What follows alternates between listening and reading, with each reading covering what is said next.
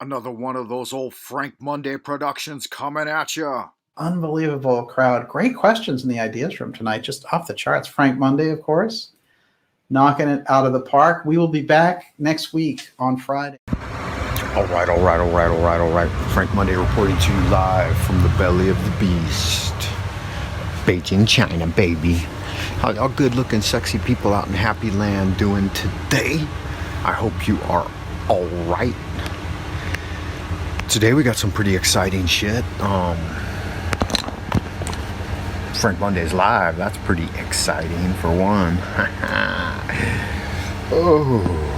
Oh, the agony, the horror. I was washing my face and now it's all red. Always happens, never fails to astound and amaze. So just to report to you live that today we've got a bit of a photo shoot, so we're under some pretty tight time constraints. I'm thinking of shaving up the beard a little bit for the camera. I like to look sharp and clean cut on my photo shoots, and this one's kind of a big deal, but I haven't decided what type of mustachio I'm gonna go with. So put down in the comment box what kind of mustachio you'd like to see. I'll probably keep the caterpillar, and I'm thinking about keeping the French tickler, but I may get rid of the goatee and then go with some sideburn action. I wanted to go with the Mungo Jerry, is that his name? I wanted to go with the Mungo Jerry summertime style, but my son said, nah. He's like, Dad, you don't want to come off looking like Mungo Jerry with a pink scarf on. And I was like, actually I do. You know, that would be the shiznick in my opinion. But anyway, I'll bring you along today as long as I can keep my phone charged. Fucking battery just seems to drain out in 20-30 minutes these days. But that's okay. I got a big 10,000 cell, whatever that is, whatever that means. I think it's 20,000 power bank, so that should keep me active all day long. I'm gonna wear it like a stormtrooper and on a belt, the lower back. That way I got plenty of battery action. I have uploaded a few videos to BitChute, so you guys can run over there and check that out if you like. I've only got 2 subs on BitChute, but for some reason my videos on BitChute shoot to like 40, 50, 100 views in like 2 days. So that must be a more active platform. The big problem is for me with BitChute is that it's hard to upload to here in the capital. I don't know why, but it seems to be more blocked than the tubes. The tubes are complying with the say pee, so they're getting more showtime over here in. Got motherfuckers moving around in the background. They get more showtime here in the capital, even, you know. So that's crazy to me, but whatever. I'm honestly surprised there's any platforms open anymore. With the global lockdown, they don't want us out there talking shit. So BitChute, you could check that out. Couple of favorite picks for the week. The Dark Journalist video dropped on Friday. There was a live, and I got a lot of FaceTime on that one. Olivia read 2 of my questions. One question was kind of silly, but I asked DJ if he thought that there was any reality to people hanging off the sides of jumbo jets as they took off. Like, for years they perpetrated this idea that the jet engines on those planes would suck you into the jet engine and spit you out, and that the decibel levels of a jet engine, if you're near one when it's turned on during takeoff, could bust your eardrums. And so I looked at that video, that PSYOP video they were showing of 1109 jumbo jet taking off from Kabul, with people running by taking selfies and waving and smiling and shit.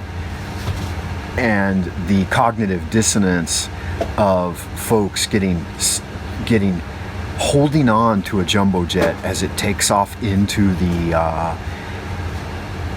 air and then falling. And they replayed that whole 9/11 hanged man jumping from the building type imagery, and then just flashed it across the world stage. And it's just so fake, in my opinion. And to anyone out there who would see that and not register this is some sort of fake psyop thing, it just baffles me. I'm astounded by it, how gullible and naive people are. You can't hang on. I mean, can you? You can fucking hang on to a jumbo jet and then fall halfway during takeoff, I guess. I don't know, whatever. It just seems stupid to me. And the whole thing seems stupid. And the fact that they run those type of ops globally and all the time anyways, then why focus on one? And what does it matter? What does it matter to us, the American people? We're not involved. We don't call the shots. We're not a part of the military-industrial complex, and we have zero say in what they do. So how is that supposed to pull at our heartstrings? That's your op, guys. That's something the cabal is doing over there, you know, for the opium control. Now that they have the supply of fentanyl coming out of China squared away, then they don't need the opium as much. So they're letting go of it. It's a farce. It all seems like a farce. What else? Oh, the other thing was they were talking about the technology associated with honeybees and the bubble that a honeybee creates and the way it flies and so on and so forth. And it just popped into my head that Lovecraft wrote that the mad Arab Abdul al-Hazarad, who penned the Necronomicon, that the word Necronomicon means the buzzing of insects, and it specifically pointed to the buzzing of insects at night. So like the cicadas and the crickets, and when a bee buzzes you, right? A bee doesn't fly, it buzzes.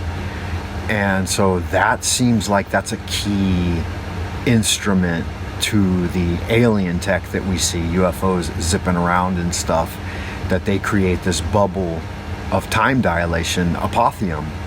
And so I thought that was an interesting side note. And the fact that Lovecraft wrote about the entire trans-dimensional, someone's at the door, the whole trans-dimensional thing of apotheum in The Gates of the Silver Key. So check that out. Dark Journalist. There's another one I got on my mind, but I'll get back at you in a minute, because you know how people are when they're knocking at doors, man. They never want to fucking give up. So, as above, and into the abodes. Thank you for watching Lunar Light Entertainment.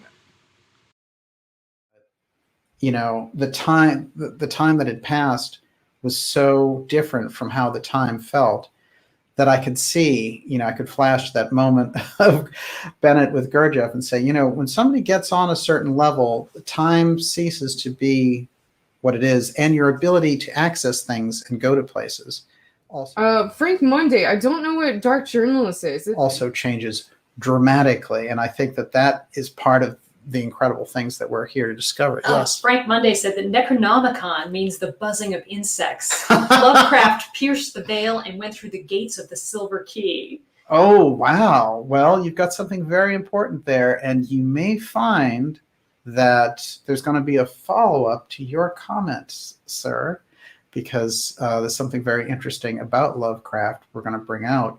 Everyone, it's been great to be here with you tonight. We're going to do more on the mystery schools, bringing this forward. We're also going to be coming back with the Female Targets show as well, part 3. If any of you want to contact me, you have any information or, you know, any ideas with interviewing me or anything like that, you can go to my website, apaulahysteria.com. And that's in my show description, along with shamanspears.com. They're both in my show description if you want to go. You couldn't keep your damn mouth shut, could you? You had to keep talking about it over and over and over again. And now the whole thing's a disaster. Bleh.